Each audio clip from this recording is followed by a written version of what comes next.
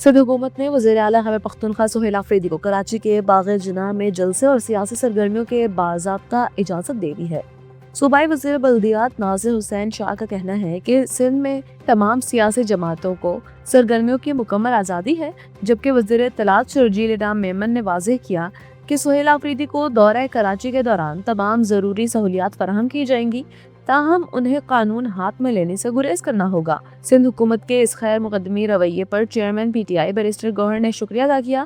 یہ پیش رفت ایسے وقت میں سامنے آئی جب وفاق اور صوبوں کے درمیان سیاسی تناؤ پایا جاتا ہے، مگر سندھ حکومت نے جمہوری روایات کے تحت سیاسی سرگرمی کی اجازت دینے کا فیصلہ کیا ہے۔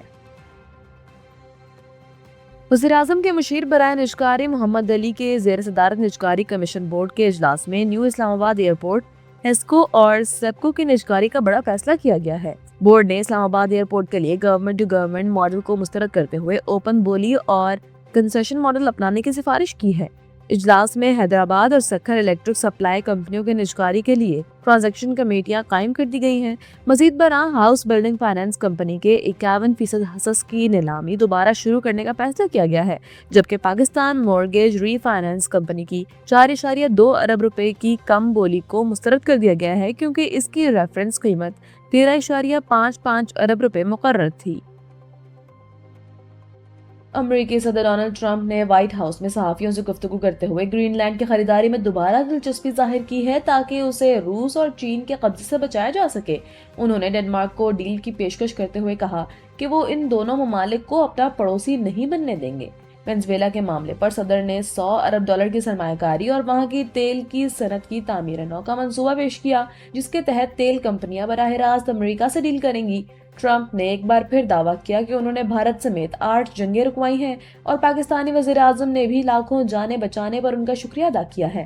مزید برآں انہوں نے ایران کو وارننگ دی کہ اگر وہاں مظاہرین کا عام قتل کیا گیا تو امریکہ سخت مداخلت کرے گا، تاہم اس کا مطلب فوج اتارنا نہیں ہوگا۔ کراچی کے علاقے گلشن اقبال بلاک 2 میں ایک رہائشی عمارت کے فلیٹ میں گیس لیکیج کے باعث زوردار دھماکہ ہوا، جس کے نتیجے میں عمارت کی پہلی منزل پر آگ بھڑک اٹھی۔ پولیس اور فائر بریگیڈ کے عملے نے فوری کارروائی کرتے ہوئے آگ پر قابو پا لیا، تاہم دھماکے کی شدت سے فلیٹ کو شدید نقصان پہنچا۔ اس حادثے میں ایک ہی خاندان کے 6 افراد، جن میں خواتین اور بچے بھی شامل ہیں۔ زخمیوں کو فوری طبی امداد کے لیے سول اسپتال کے بزنس وارڈ میں منتقل کر دیا گیا، جہاں ان کا علاج جاری ہے۔ پولیس واقعے کی مزید تحقیقات کر رہی ہے تاکہ دھماکے کی اصل وجوہات کا تعین کیا جا سکے۔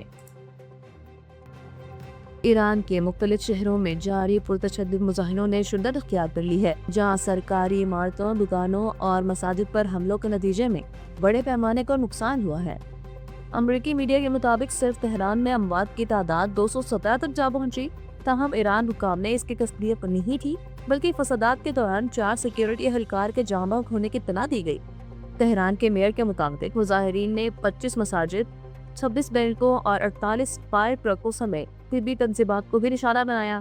دوسری جانب توڑ پھوڑ اور فسادات کے خلاف ایران کے مختلف شہروں بشمول زنجان اور قم میں بڑے عوامی مظاہرے کیے گئے، جن میں شریک شہریوں نے قومی پرچم اور سپریم لیڈر کی تصاویر اٹھا کر بدامنی پھیلانے والے عناصر کو مذمت کی۔ اقوام متحدہ میں ایران کے مستقل مندوب امیر سعید ایروانی نے سلامتی کونسل کو لکھے گئے ایک باضابطہ خط میں امریکہ پر کڑی تنقید کرتے ہوئے اس کی پالیسیوں کو عالمی امن کے لیے سنگین خطرہ قرار دے دیا۔ خط میں کہا گیا کہ امریکہ اسرائیل کے ساتھ مل کر ایران میں عدم استحکام، اشتعال انگیزی اور تشدد کی حوصلہ افزائی کر رہا ہے، جو اقوام متحدہ کے چارٹر اور بین الاقوامی قوانین کی کھلی خلاف ورزی ہے۔ ایرانی سفیر نے امریکی اقدامات کو غیر قانونی اور غیر ذمہ دارانہ قرار دیتے ہوئے واضح کیا کہ ایران اپنی سرزمین پر عدم استحکام پھیلانے کی کسی بھی امریکی کوشش کو سختی سے مسترد کرتا ہے۔ امریکی صدر ڈونلڈ ٹرمپ نے وائٹ ہاؤس میں آئل ایگزیکٹو سے ملاقات کے دوران اعلان کیا کہ امریکہ وینزویلا کی تیل کی صنعت کو دوبارہ تعمیر کرنے کے لیے $100 ارب تک سرمایہ کاری پر غور کر رہا ہے۔ صدر ٹرمپ نے واضح کیا کہ تیل کمپنیاں وینزویلا کے بجائے براہ راست امریکہ سے ڈیل کریں گی، اور امریکہ فوری طور پر وینزویلا کے 5 کروڑ بیرل تیل کی ریفائننگ اور فروخت شروع کرے گا۔ کمپنیوں کے تحفظات پر انہوں نے یقین دہانی کرائی کہ ان کی سرمایہ کاری مکمل محفوظ ہوگی۔ اسی گفتگو کے دوران صدر ٹرمپ نے پاک بھارت کشیدگی کا حوالہ دیتے ہوئے دعویٰ کیا کہ اگر وہ نہ ہوتے تو دونوں ملکوں میں جنگ جاری رہتی۔ جبکہ ہم نے یہ بھی دعویٰ کیا کہ ایران میں مظاہرین نے ان کے نام پر سڑک منسوب کر دی ہے۔ بلومبرگ نے انکشاف کیا ہے کہ ترکیہ نے پاکستان اور سعودی عرب کے درمیان ہونے والے تاریخی دفاعی اتحاد میں شامل ہونے کی شدید دلچسپی ظاہر کرتی ہے، جس کے بعد تینوں ممالک کے درمیان معاہدوں کے لیے بات چیت اگلے مرحلے میں داخل ہو گئی ہے۔ رپورٹ کے مطابق یہ اتحاد نیٹو کے آرٹیکل 5 کی طرز پر ہے، جس کے تحت کسی ایک ملک پر حملہ تینوں ملک پر حملہ تصور کیا جائے گا۔ ماہرین کا ماننا ہے کہ پاکستان، ترکیہ اور سعودی عرب کا یہ سہ فریقی دفاعی بلاک مشرق وسطیٰ اور عالمی سطح پر طاقت کا توازن مکمل طور پر تبدیل کرنے کی صلاحیت رکھتا ہے۔ واضح رہے کہ پاکستان اور سعودی عرب نے گزشتہ سال ستمبر میں اس دفاعی معاہدے پر دستخط کیے تھے، اور اب ترکیہ کی ممکنہ شمولیت اس اتحاد کو مزید تصویراتی وسعت دے گی۔ اسلام آباد میں 24 گھنٹوں کے دوران ڈکیتی، رہزنی اور چوری کی 5 وارداتوں نے شہریوں میں خوف و ہراس پھیلا دی۔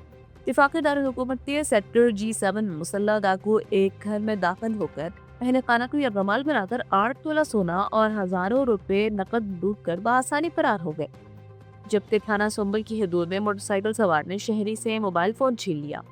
اس کے علاوہ تجارتی مرکز بلو ایریا اور تھانہ کھنہ کے علاقوں سے کئی شہریوں کی موٹر سائیکلیں چوری کر لی گئی۔